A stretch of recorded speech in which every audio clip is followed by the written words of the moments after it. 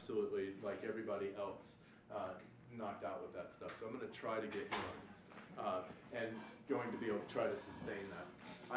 Awesome that it happens on the very day in which I only have one 5-minute clip to show you. Awesome, so I got to talk the whole time. Note that today we are talking right here, post-war cinema, post-World War II, that is, Hollywood cinema. We've got Wednesday's class, which is going to be on smell-o-rama and 3D and widescreen and color. Then on Monday, we're going to talk about the most depressing time period we can talk about, immediate post-war Italian cinema that comes out of the rubble that Italy is after World War II. And then on Thursday next week, we have exam number 2. Yeah, rock. Awesome. What? Oh, don't worry, you can still probably say that next Thursday as well. I love watching people walk in and go, a moment of recognition of crap. All right. So we're coming into the immediate post-war World War II years, and if you were following along in your book at all, you would find that our chapter not only is entitled American Cinema in the Post-War Years from 1945 to 1960s time period, you would also note that in 1946, so I'm in the second box of bullet points here, the U.S. was on an exceptional, as we also kind of remember more historically, economic boom. That World War II created a very an aggressive growth in American style of capitalism. That through World War II, many large industry turned towards producing industry-related, military and war-related materials that created an entirely new economic growth, and simultaneously one of the greatest effects of World War II, or one of the outcomes of World War II, is that it was the introduction of the GI Bill, where you can sign up for military service, and then after that commitment, your education was paid for. With so many men, primarily, going into the military, of course, there are plenty of women as well. There were women as well. There were plenty in that sense. Men going in the military, a whole new generation after World War II is coming out of that GI Bill with much more education than they ever would have had going in it for. That is, GI Bill sends an entire generation to college who would never have gone to college previously, could never have afforded it. The type of economy into which they were going to engage adulthood did not demand university education, and now there's an entire realm of the economy that demands that, and so it's a perfect match for an economic boom in that sense. Educated people to fill newly burgeoning careers developed in that economic growth. Certainly, if you watch Mad Men, for example, all of the men in that show talk somehow either about Korean War or about World War II, right? So the Korean War happens 1950, 1953 time period, right? So all of those guys talk about the foundations of the war and going to college out of the GI Bill as well. Well, the United States, much more largely in that sense, is on an economic boom.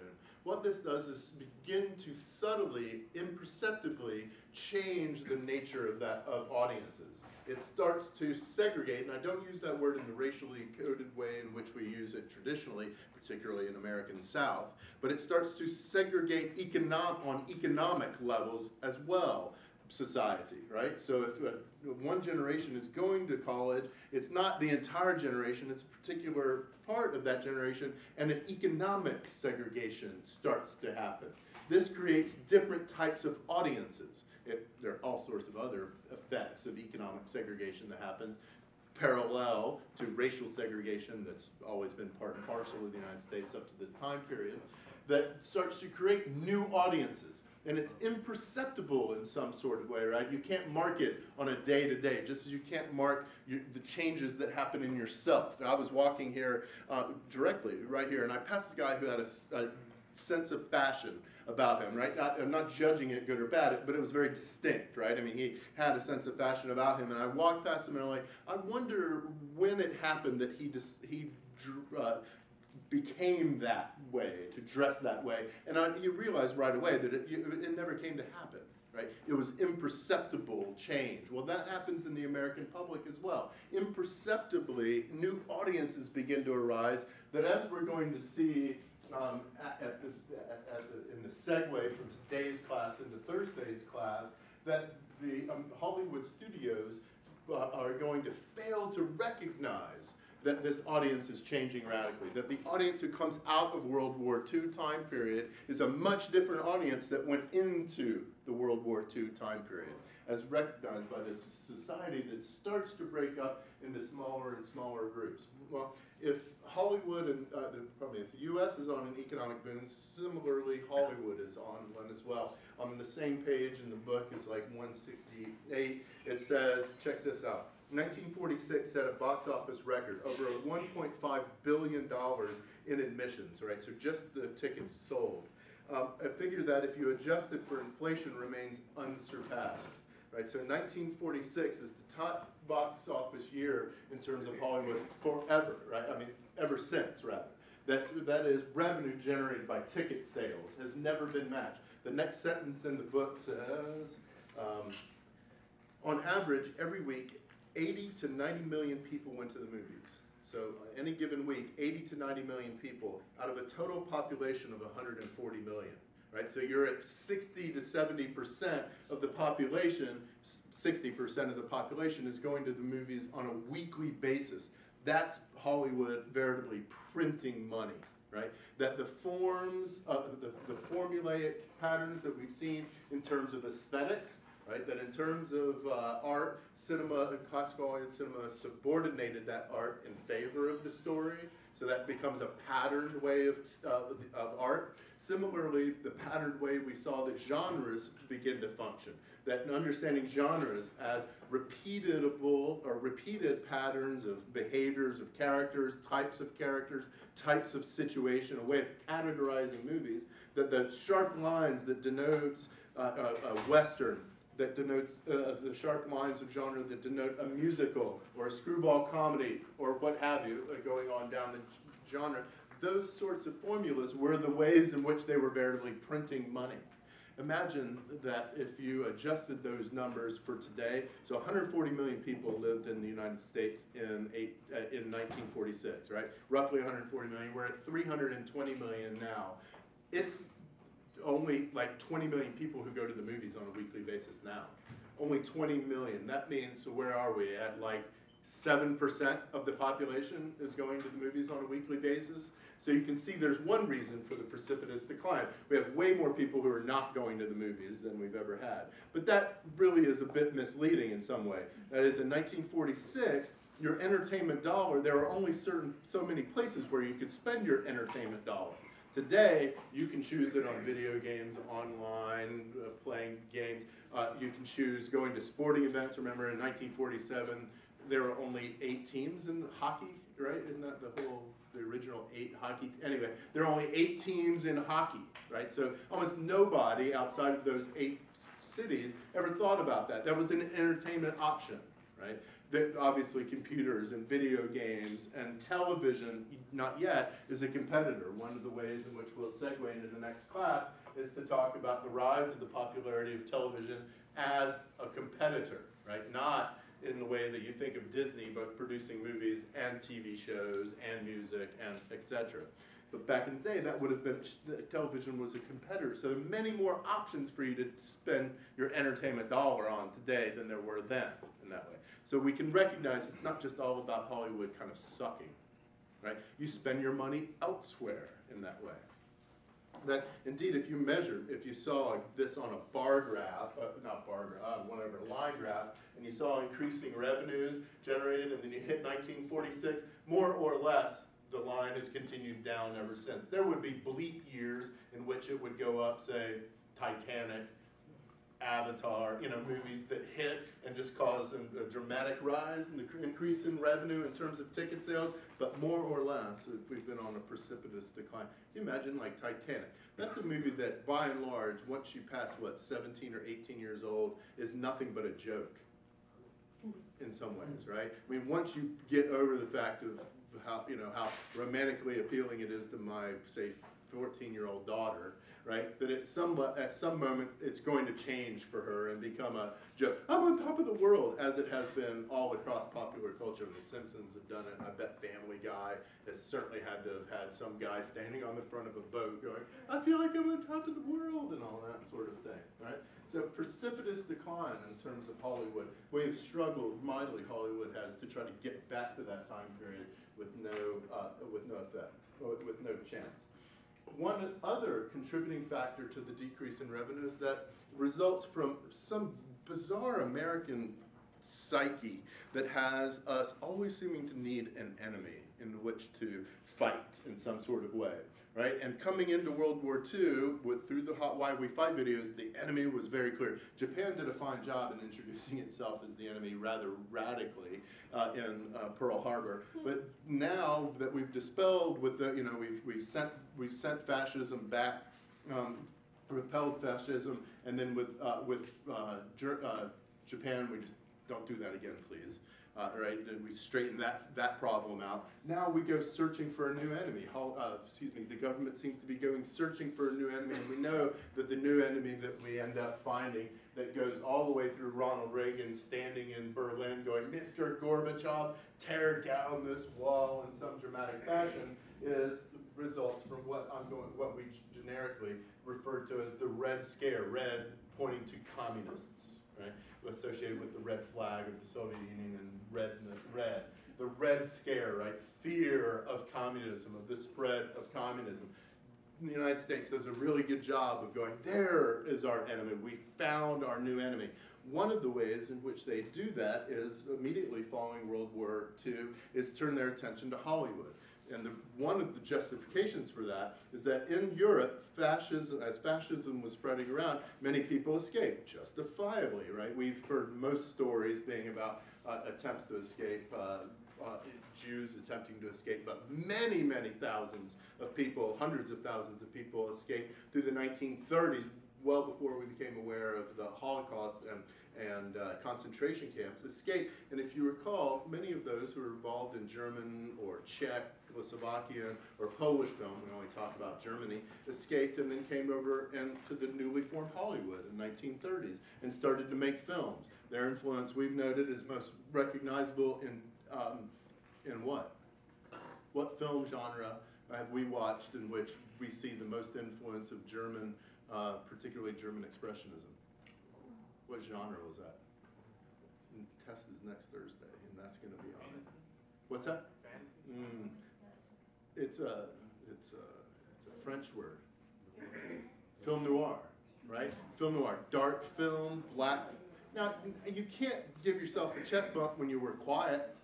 You could have gone film noir, right? And then I would have gone 20,000 extra points for you, right? But now I'm getting your minus 10. No, I'm just kidding, right? So we see that's the effects. Remember, German Expressionism is interested artistically in light and dark elements. We gave the word chiaroscuro. Did I write that? Have we heard that word before? Chiaroscuro, the use of light and dark elements. But also in terms of story, we noted about film noir that it turns particularly dark. Get it? Film noir, black film, dark film in that sense. So its aesthetics are dark and the light elements. And story-wise, like German Expressionism, we're interested in mood and atmosphere. Remember the opening clip from Kiss Me Deadly? This is the one where the woman is standing in a house coat in the middle of the street trying to stop a car. You remember she's standing there and the car swerves and then flies off the side of the road. It skids off of the side of the road. Remember what the first line of that movie? It's like it's maybe number 2 greatest opening lines of a movie ever. What's the greatest opening line of a movie ever? Oh, I got it. Oh, well, I can't tell it to you because it's kind of trashy, really super duper trashy. Deep Throat, the opening of Deep Throat, there's not a chance. You can go look it up, you'll be able to find it out real quick. Just go opening line Deep Throat, on Google or whatever, and you'll find it. Yeah, and you'll giggle to yourself and go, okay, I know why he didn't say that out loud. And you also know, I don't want to know what that trash is. And you know not to go search it. That's fine, too. Opening line, you remember the car skids off the road? Guy looks up and he goes, you almost wrecked my car. right? Nothing about this woman standing in the midnight or whatever in the middle of the road in a desert leading into Los Angeles, but you almost wrecked my car. You can tell that that movie, unlike His Girl Friday or Bringing Up Baby, is not going to be interested in telling a realistic style of story that you watch unfold on screen. This is about mood and atmosphere. That dude's mood is dark if what he thinks is, you almost wrecked my car, right? Nothing about you. Why are you standing in the road? Are you okay? Anything like that, right? It's all about mood and his atmosphere is dark. And then he goes, get in. Remember, the very next, she didn't say a word. Get in. And then she comes and stands there, and he's pissed because he's got to open the door for her. Remember, he reaches out. I mean, it is mood. It is dark all the way through. And then he says, what did he say? Oh, his line is, you're lucky I didn't throw you off the cliff back there. I might still do it. Right? I mean, that's dark stuff. Particularly when at the next movie that evening, you would go and watch His Girl Friday. Or Gentlemen Prefer Blondes, actually. It would be Gentlemen Prefer Blondes. Kiss Me Deadly is late film noir, the early 1950s, and then Gentlemen Prefer Blondes comes out like the next year or something, right? That's dark and mood-oriented stuff we see influence from Germany. If you don't get that right, I'm going to consider myself a failure as a teacher. That is one exam question in which I just spent 4 minutes addressing. If you miss it, you're definitely going down. But do not miss that, all right? If you miss that, I swear, I'm going to make, circle it, and I'm going to hand back your paper, walking it back to you like this in some sort of way in front of class. Well, United States government also, that all stems from my focus on Hollywood becoming the focus of the government's search for its enemy, and it comes to be mostly recognized as what we call in American history McCarthyism, the Red Scare, and it focuses around HUAC. I'm not going to ask you on the exam, what does HUAC stand for, and then give you 4 choices that begin HUAC. It stands for the House of Un-American Activities Committee. I don't care that you necessarily know what that means, but the House of Representatives Un-American Activities Committee, right? And so it deals with Joseph McCarthy and other people who decide or recognize that, or rather, want to shine a spotlight on what they think is the infiltration of communist ideas as best exemplified through the content of movies, particularly those film noirs, that they were very sympathetic sorts of movies politically, at least the McCarthy mode of thinking was, to communistic ideas which found their way onto the pure American shores from the people who have escaped fascism through Europe. Primarily, they targeted Jews as well. So the anti-Semitism that happens around the final solution in Germany, that escape comes over here, and America turns its particular type of anti-Semitism onto Hollywood. That what they go and ferret out are what they see as, and they're primarily people of Jewish, European Jewish heritage in that.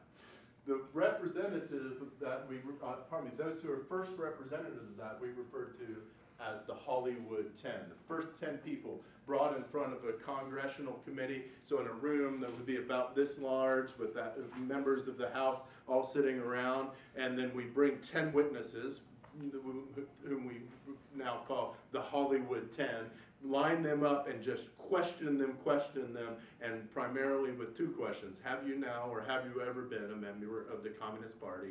And then in response to that, then I would follow up with, well, do you know anybody who has ever been associated with the Communist Party? And McCarthy and these other guys bring in all the news cameras. They invite everybody in. We're going to watch just a real quick clip in just a moment. This room is absolutely packed. It's political theater at its finest, just as we had not too long ago in our own House of Representatives when around the Obama's presidential, what do you call that, mandate, presidential mandate, when the president makes a law without going around with circumventing Congress, presidential mandate, it's not the right word. But anyway, he said that insurance companies need to cover birth control for women. Right? You remember when he said this the other week? And then the House flipped a nut and goes, hey, you can't make that, blah, blah, blah. And somebody said, I'll give them birth control, put a pill between your knees and keep it there. You remember that? This is brutal stuff. I mean, just absolutely absurd, right? We're not going to fund you to have sex. Anyway, whatever. And did you notice that there were no women on that panel?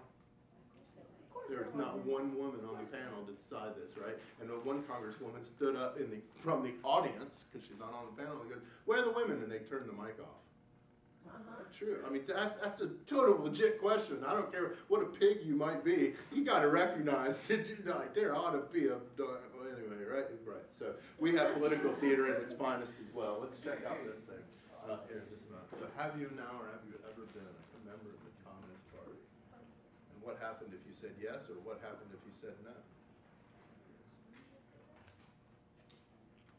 And for some inexplicable reason, they have a British guy narrating this American history stuff, Kenneth Branagh. Maybe it's because he sounds Shakespearean.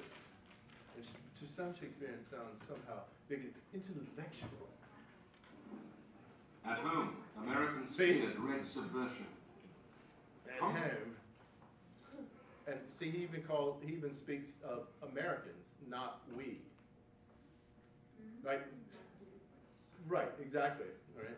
I just like that framing, right? But it's a weird dynamic because you're speaking precisely about American. Maybe it's for the BBC. Press revived the House Committee on Un-American Activities. Hewitt. In 1947, the committee investigated Hollywood, factory of America's imagination. Ever observed any? Sorry, check that phrase out. Factory of America's imagination. Remember, this is Hollywood. The United States government already knew that. This is a standard clause because that's exactly what happens when Hollywood goes knocking on the door. The government goes knocking on Hollywood's door and go, "Can you help us with this war thing? Because we've seen the power and control and influence and money that you have in society. Can you help us with this Why We Fight campaign that we're doing?" Remember, they create Office of War Information guy who directly works with Hollywood scripts. That Hollywood studios would have submitted their scripts to the Office of War Information, and somebody would have had to go, "Okay, good. That's a fine representation of the French and the Germans, and that's a funny one for Japanese." You remember watching that video that we saw with the Japanese guy, buck-tooth and talking up? You remember that caricature cartoon thing going on? Oh yes, and good. The Nazis or Germans they look devilish.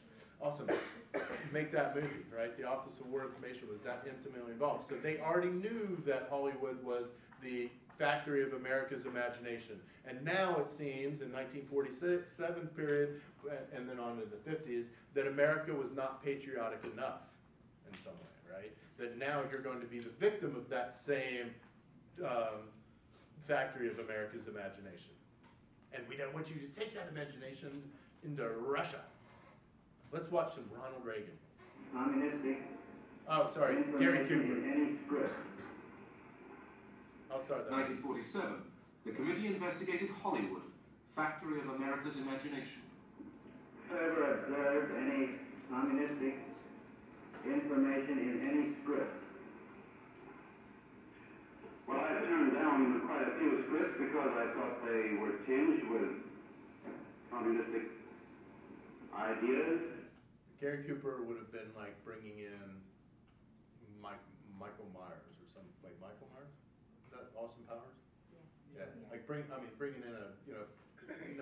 would be like bringing in Matthew McConaughey, like A-list actor, right in front of Congress. Gary Cooper was top of the line, most as well known as Humphrey Bogart or Cary Grant at the time. They haven't attempted to use me, I don't think, because apparently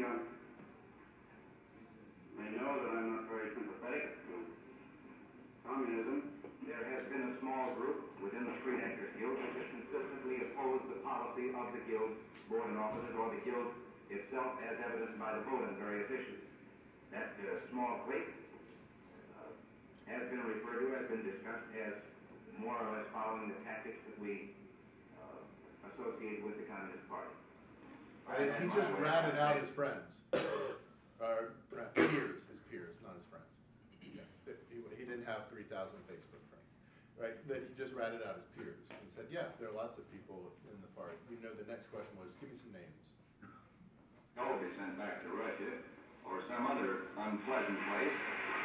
I'm sorry, I missed that after you said that. To Russia or something Associated with the Communist Party. I had my way about it, they'd all be sent back to Russia or some other unpleasant place. Does that sound awfully contemporary and familiar here in the United States? Do we still have people making those same sorts of claims? Okay, not about Russia. 10 witnesses, the Hollywood 10, defied the committee's right to ask about their beliefs. Are you a member of the Communist Party? Or have you ever been a member of the Communist Party? It's unfortunate and tragic that I have to teach this committee the basic principles of Americanism. That's not the question. The question is, have you ever been a member of the Communist Party? I'm framing my answer in the only way in which any American citizen can frame his Then you answer to deny- the question then you- invade his absolutely invade. Then you deny, you refuse to answer that question. Is that correct? I have told you that I will offer my beliefs, my affiliations, and everything else to the American public, and they will know where I stand, as they do from what I have written. Stand away from the stand. For Americanism for many years, and I shall Stand away from the stand. fight for the Bill of Rights, which I'll is trying to destroy. stand away from the stand. Others from the film industry demonstrated their support for the constitutional rights of the 10. Are you? By standing outside. Isn't that what that video kind of just said? You can see them. Standing outside. Or have you ever been a member of the Communist Party? I believe I have the right to be confronted with any evidence which supports this question. I should like to see what you have. Oh, well, you would. Yes. Well, you will pretty soon. The witness is excused. Either you completely cooperated with the committee, which meant saying yes or no to the question about whether you were a communist or ever had been, and if the answer was yes, as it was in my case, we knew the next question was who else was, and we said we didn't want to go into that. The 10 were imprisoned. With hundreds more, they were blacklisted, their livelihoods taken away. People generally in Hollywood were pretty scared to have anything to do with us. Whereas before we went to prison, they had not been nearly as scared, and there had been plenty of undercover arrangements that were made to write scripts under pseudonyms for a good deal less money than you were accustomed to being paid. There were a couple of possible suicides as a result of it. There were a good deal of misery. Americans feared that the enemy would take advantage of their freedoms, that agents of communism were undermining America. Oh man, we're just gonna go see some more gross caricatures of Japanese and Germans and stuff, or and Russians and stuff. You see how it was just about to fall into these gross caricatures in just a moment there. What's the featured video? Why in the heck is it? Oh, I'm protesting Occupy Atlanta. You can almost see the video unfolding right here in front of you. Right. Oh, sorry. I'm here to occupy Portland, Oregon. Anyone watch Portlandia? Yeah. Imagine how that guy looked. Anyway, how that video was about to look. Right. So what we've recognized here is that this blacklist, is one result of the Hugh Act, of this Red Scare that it creates, right? That it's not just about investigating Hollywood, but that Red Scare creates a moral backlash in some way against Hollywood and the American populace. As one contributing factor to Hollywood's decline in revenue, might indeed that audiences feel threatened by going to the movies. Many people actually reported at the time they felt scared about going to the movies because so strongly had HUAC influenced their thinking about the types of messages that Hollywood movies might have. So another contributing factor in the declining revenue of Hollywood studios. You heard them generically or specifically refer to the blacklist, which we generally associate with this era, in creating not a real blacklist. It's not in an archive library somewhere where you can go and look at it as if it were the constitution or something. It was a fake figurative list of people any way associated with HUAC. If you were brought in front of the committee or you were named for the by somebody in front of that committee, you were immediately going to be blackballed in that sense, like kept away. No studio was going to approach you about writing scripts unless they were under pseudonyms. You heard that one guy reminisce, right? That people often wrote under fake names in this movie because they could never get work. The blacklist, red scares, effects of the HUAC committee caused many, as he suggested, some suicides and the loss of thousands of careers and, as he says, livelihoods, because people are not going to be employable because of their association.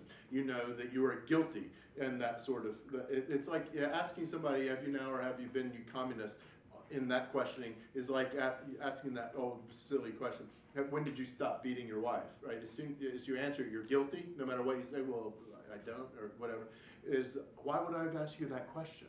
Right? You can imagine that congressman actually saying, well, why would I have brought you here? O.J. Simpson, I already know your guilt, right? And that, remember that? I don't know if you remember that trial, but the way in which that all unfolded, right? Automatically guilty going in that sense, right? And so you're very much, we're going to be alienated by Hollywood studios at the time.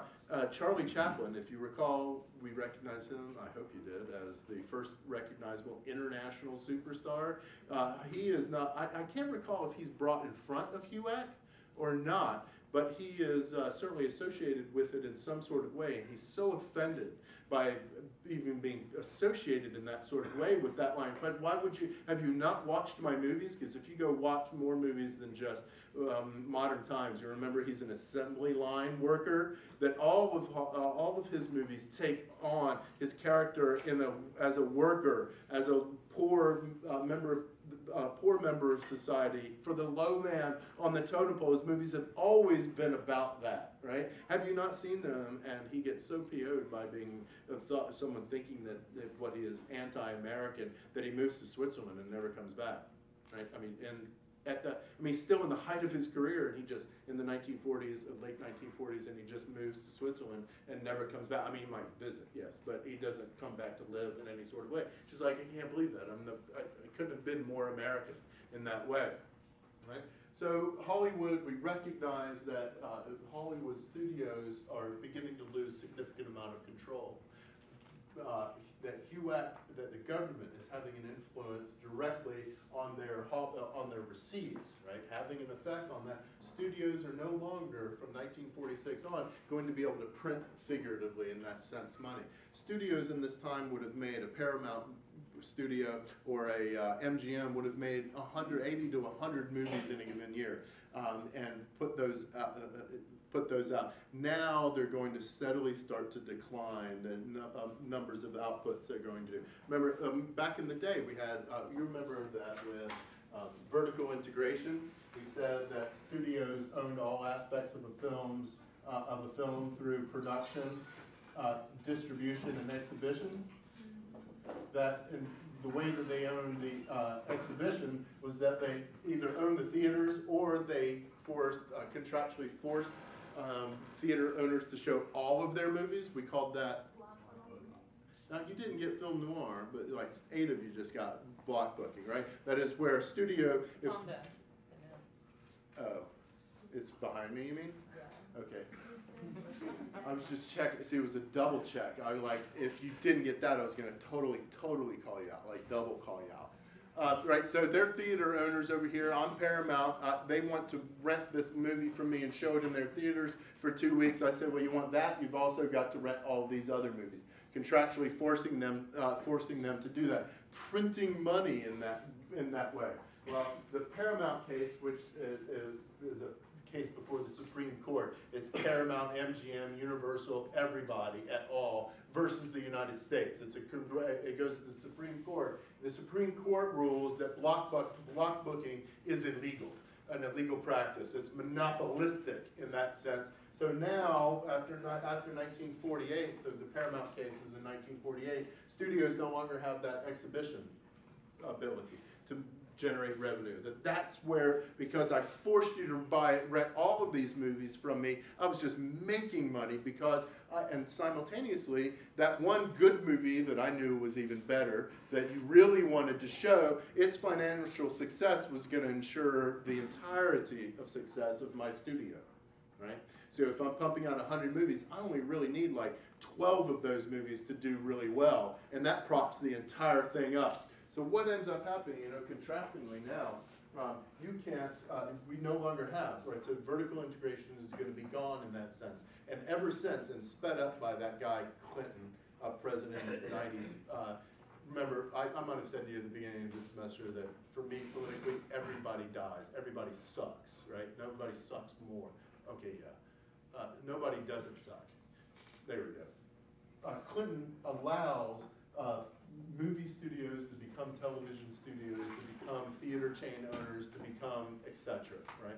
Excuse me, not theater chain owners. That is, you can't imagine Disney as anything but horizontally integrated, right? So you've got Disney as a corporation, you've got Time Warner as a corporation, you've got the News Corporation, which is, they own 20th Century, they're Fox News, they're 20th Century Fox, they own these.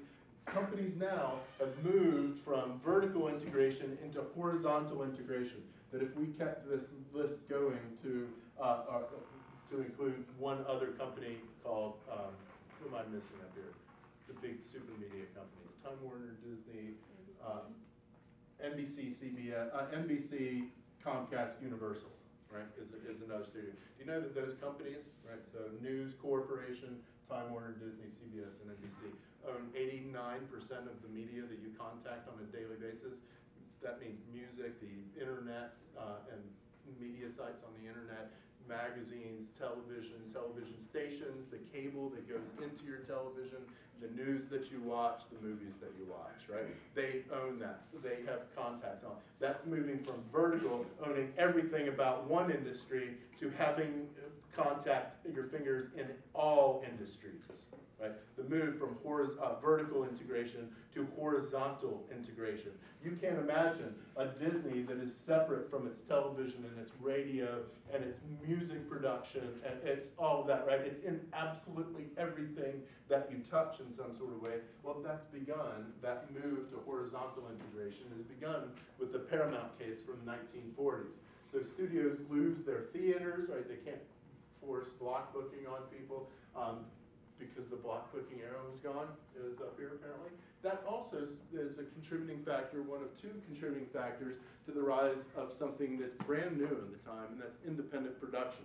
Of course, people had always done independent production. We have porn since the very first days of cinema, right? Whether it be jumping from rock to rock, remember, do that again, that sort of stuff, to more what we would call stag films back in the day, movies that were generally erotic, which, by the way, would contain like a woman on a trapeze who strips. That was like a very common, like, do another thing while you also take off your clothes. Jump from rock to rock evolves only slightly. Only ever so slightly, right? That independent films, though, there are two reasons for it. Now now studios can show whatever they want to show, so they're going to start to pick ever so slightly independent productions, and also World War II forces a big drive towards technology shrinking. That whether it be military style technology and the plethora of types of technologies that are better by being smaller and military, but also cameras. This news organizations needed their camera operators out there on the field or embedded with the troops and that sort of thing, and they couldn't lay dolly tracks down on the ground during the battle scene, and remember, put them on train tracks. They needed a much smaller portable equipment, and so there's a big drive for that. Size decrease brings a price decrease, which makes it more affordable. But now you all have, almost all of us probably have some video technology in your camera, in your pocket rather, that way. So there's a move towards a rise of independent films because more people can make movies because it's much more accessible, affordable, portable, etc. Similarly, studios also learn what they've never forgotten, and this is a very good financial decision, that if they're no longer going to have the exhibition aspect of this, that they've got to beef up their distribution aspect of it. So studios have always been exporting films, right? We could only say that Charlie Chaplin is a recognizable international star if we've exported him, right? So there's always been distribution around the globe, but now studios go and set up Warner Brothers Distribution England, Warner Brothers Distribution France, all around the globe. And so what happens now, all they have to do is send their movies to their other office, who then distributes them within the country. That is, no longer do I send them to you in England, and then you distribute them. Now I make all that money myself as I ship them across the globe in that way. So distribution becomes vastly more important. It similarly is going to have another change in the 1970s and then particularly in the 80s with home videos, right? They're going to recognize, oh, that's money. You know that, let me come back to a home rental. You know that it's still the case. Nobody really cared yesterday in Hollywood. Nobody genuinely cared yesterday what the box office winner of the weekend was. You know, some movie that went out and probably made $40 to $50 million. Anybody happen to know what it was? What was it? Was it Laura? It was what? 21 Jump Street. Did you just find that for us? How much money did it make? 35 million. In its first week. That was its first week? Yeah. Okay. What do you think it's going to be next week? 15, right? Major drop off in that way. That first week of whatever 20-something million, $30 million is not. It's a blip. They know that their money. Studios know that their money is coming in distribution, both in home rentals, whatever you call that, driving to Blockbuster, downloading the thing, not BitTorrenting it. Hollywood studios obviously are the loudest opponents of illegal. You didn't call me out. You usually call me out when I make stupid things. Down legal. Downloading illegal, right, that studios are the most against this sort of thing, precisely because if that happens, they have none of that money from the distribution of it. That is, they know that what's going to make them the most money is not week 1, and obviously not week 2, but it's going, but it's going to be what it does on the world market. Right? That as soon as they get it off of the shores, it's going to guarantee, right? So that movie cost, let's say that movie cost $150 million to make, which is very generous of me to suggest that movie could have cost that amount of money to make, right? So it just made $30-ish million. It's going to make 15 next week, right? Send it around the globe, and it's going to make $300 million. It's going to easily cover costs. Most movies cover costs in that sort of way, through that distribution. They also do it in another way by those special DVDs that you buy. Anyway, they hope that you are buying them, that have all the extra deleted, never before seen scenes. Have you ever thought for just a moment, or have you recognized that during a film's production, like Harry Potter, any of those movies Harry Potter makes, they film a whole bunch of extra scenes with no intention at all in putting those things in the movie. They're filming them expressly so that when they sell the DVD, they can say, we've got some deleted, never before seen scenes. They were never in the movie at all. That is, a film's production is changed because of thinking about distribution in 6 months. They alter the way they make movies, thinking about the future of that movie, not about the movie itself. Do you see what I'm talking, right? You see that they are engineering it for you in that sort of way. They are building in mechanisms that reach into our wallets, without question. That's all about expanding the distribution arm. And now, most insidiously, interestingly enough, NBC's right there, because it's also NBC, Comcast, and Universal, right? So NBC, you know, as a television station and the producer of lots and lots of content. They own a whole bunch of other things as well. And you know,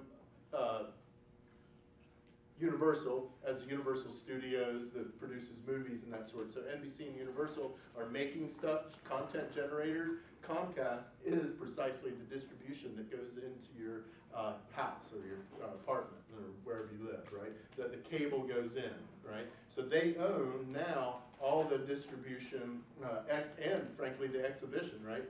You have to rent your cable box from them. So they own, yet again, the production, the distribution, and the exhibition of things, right? That many people argue that merger should not have been allowed because now they own everything, right? So if you're sitting out there all proud because, dude, I got AT&T, I'm not feeding the man. That's crap. You're just feeding another man in that way, right? That's the way it works. It's engineered against you in that sense, right? All right. So, so what? I don't know what. Oh, we're right here, right? So exporting films becomes much more important.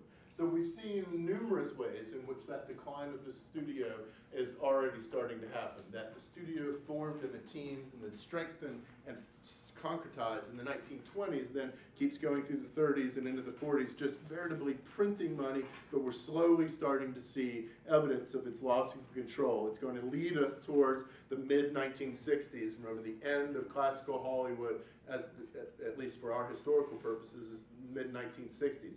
1929, the strongest, through 1960s. We're gonna come into the 1960s and see MGM literally auctioning off Dorothy's red slippers. Remember, MGM puts out Wizard of Oz, and her little ruby slippers. They are selling them for $30,000. That is MGM. You imagine a studio like MGM thinking that $30,000 could help them in any sort of way? I mean, $30,000 is like not even lint in their pocket, right? You know what the big promotion of things like Sundance Film Festival and other film festivals around, that a studio will go, like Miramax is a subdivision of a bunch of, the Weinstein brothers and their control over Miramax, and other sorts of studio heads will go to Park City to, what did I call it? It's called Sundance, right? They're going to Sundance, and they will go and buy your movie if you're awesome enough to have gotten your movie in there, which, by the way, is a major pat on the back. And you go there, and the studio will buy your film and go, hey, I really liked your movie the other day, and you're peeing in your pants because you're talking to a producer. You're like, oh, my God, okay, yes? And he goes, I'll offer you $1 million for that. You're like, okay. Right, and more or less, you'd be a fool not to. If you're smart enough, you can negotiate and you could, maybe drive up the price in some sort of way. That movie might not ever see the light of day. Like the vast majority of movies that are purchased at places like that for $1 million or $2 or $5 million never see the light of day because now I own it. And I'm like, $10 million, whatever. It's just pocket cash to people, right? In that sense, it's just lent in that way, right? And most of those movies never ever get distribution at all because they're like, it's not even worth the money. Because the most significant part of making money for them is developing advertisement, right? That their budget, they're going to have to pay now $30 million in terms of advertising budget to try to make up that money that they just paid you. So studios are significantly declining at this time as well. Not as well, as the result of a red scare, as I'm calling it down here. We have a significant fall in revenue as more entertainment options, as the audience begins to walk away, because that, as we'll see and talk about new Hollywood cinema, the audience is also much more educated as a result of going to college. They're more demanding. More educated people are more demanding of their culture, and sometimes, at least during this time, during the 1950s and 60s, much more demanding of their culture, put more influence onto that culture as well. We are also going to see the boom of television. 1940s and into the 50s is the golden 50s, primarily is the golden era of television, becomes an entertainment option, right? We can't think of movies and television as competitors because they've always been the same thing since Clinton signed that executive order allowing them to be. That is, why would you ever do it? But if you've ever watched one of those morning shows like The Today or Good Morning America or something, like when we're sitting on the tread. Well, anyway, that's what's happened yesterday. And they had a segment on where they had the stars of the whatever movie. It very well could have been 21 Jump Street on there, and they were celebrating, going, "That's such a magnificent movie. The writing is so awesome." Blah blah blah blah blah. I went back and found out, I can't even remember the title of it, but they're owned by NBC. The movie is coming out under NBC Universal Studios, so what they've done is just framed news reporting as, they just framed advertising as a news story, right, in that way. That in the contract that actor signed, it said, we are going to require you to do 20 hours of speaking about this movie. We'll give you those 20 hours, right? They just did 10 minutes or whatever they have to do, right? It's advertisement, but it's faith as if it were news or a human interest story in that sort of way. So we're gonna talk much more on Thursday's class about the rise of popularity of television and the ways in which Hollywood responds to it as a competitor. Now you can stay at home and watch your 13-inch black and white little screen with ears on the top of it. Why would you ever go and spend more money in the movie theaters? Now cars are gonna start to matter. We don't any longer think about cars as an entertainment thing too awful much, other than sport sort of thing. But cars used to be an entertainment option. Hey, let's go on a drive. Now I'm like, drive? I want to drive? You know, I mean, this is the way many people relate with their automobiles in that way. But that's an entertainment option, taking you away from movies. You know that that Hollywood responds to television as a competitor by noting its difference. Remember the other day we finally saw a movie in color? Right? Awesome, they're going to make their full conversion because that little black and white 13-inch television can't do that. Check out us, we're using color. They're also going to try smell-o-rama, where they scent things into the movie theater. So like, I don't know, if Dad's out grilling burgers one day or something, they go, and suddenly you're like, McDonald's. Or whatever, you know, they would spray scent into the room and you would smell the thing up there. Yeah, anyway, you ever see, there's a skit movie called the Kentucky Fried Movie? Yeah? All right, so it's a skit. It's just a bunch of skits. It's like Saturday Night Live, just skits going with no one talking to you. There's a skit called Catholic High School Girls in Trouble, which has content exactly what you would expect it to be.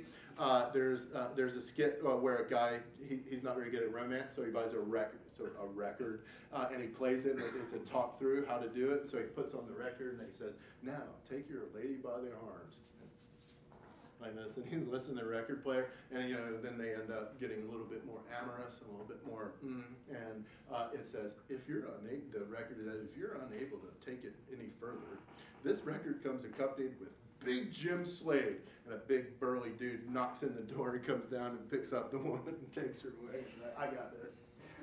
Anyway, it's really, really funny. Well, another one is the guy sitting in a movie theater in a chair like yours, and we watch him as he's watching a movie, and you can hear the, oh yes, moanings and, you know, other amorous connections being made between two bodies. And so he's sitting in the movie theater, you know, going like this and watching it, and then suddenly hands come up behind him and they start doing this to him, and they call it philo-rama. Well, studios were almost there. Studios in the 60s developed moving, you might have gone to MGM or Universal Studios in Orlando and been in movie seats that shook in some sort of way or physically moved. Well, they tried these things in the 1950s, and so rousing movies called Earthquake. And roller coaster was another big one. They put a movie camera in front of a roller coaster and showed it, and then the seats rattled, right? And that they tried all sorts of desperate things to get you back in the movie. We're going to talk about some of the more successful ones. Philo-rama. That there are. Anyway, if you want to hear more about that, I'll tell you more about that in this moment. Right? That is the future of movies, right? Somehow going to be integrational in that sort of way, in which you don't just watch 3D, but it becomes holistic, right? Like Star Trek, where Captain Kirk walks into a room and goes, "Computer, Manhattan, 1925." And then suddenly they're in Manhattan and they've got clothes from 1925 New York on, you know, and he and Spock cruise around, and Spock goes, "This is illogical," or whatever, right? That's the way movies are going to be in the future, and pornography is going to lead us there, right? Just as pornography did with home videos, right? That Hollywood studios were totally against moving blockbuster style thing because they were going to lose control of the thing, right? Another company being involved in their product, they were against it. Well, pornography moved to that very quickly because they're like, oh, cool, now we don't have to build, like guys don't have to, you know, primarily sneak into the back alleyway. They can just come in and take it home with them, right? So porn uses HD 5 years before Hollywood realizes, oh, we should use some HD here, right? Porn moves to that. The new thing in the porn industry is to have the video hooked up to mechanical devices. Interactive ones.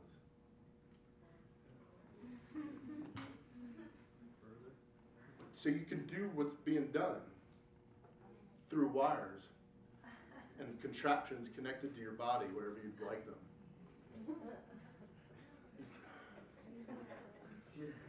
I'm not doing it. I'm not doing any further than that, but you got to imagine, right? That's one way in which it's becoming holistic, right? I can connect up things to my body and go, oh, whoa, that does feel good. Oh my gosh, I'm not going there. It's true. I guarantee it. 10 years, movies will be doing some sort of connection to your body. Just like porn now, you can watch movies and you rewind it fast. Go, I like that part. Do that again. And draw it back 15 seconds. Where do you find these products? What? I don't know. I gotta go. Where do you find these products? Anyway, I don't know that, but it's true. And I guarantee you it's going to have an influence on Hollywood. In 10 years, you're going to be connected up. You already are, right? You already put on glasses. Yeah, you could, right? You know that someone around you's got a 3D television and you watch movies or TV on that thing, right? You're already there. Don't act like you're not, right? Next. No. All right, that's all I've got. We'll come back and talk about non-porn related issues on Thursday. But it's true. So you can hook up sex machines.